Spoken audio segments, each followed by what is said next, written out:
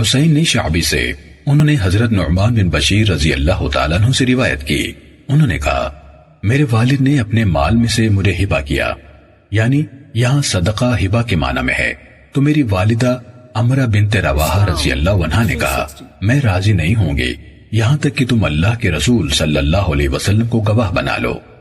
میرے والد مجھے لے کر رسول اللہ صلی اللہ علیہ وسلم کے پاس آئے تاکہ آپ کو مجھ پر کیے گئے صدقہ یعنی ہبہ پر گواہ بنائیں، تو رسول اللہ صلی اللہ علیہ وسلم نے ان سے پوچھا کیا تم نے یہ سلوک اپنے تمام بچوں کے ساتھ کیا ہے؟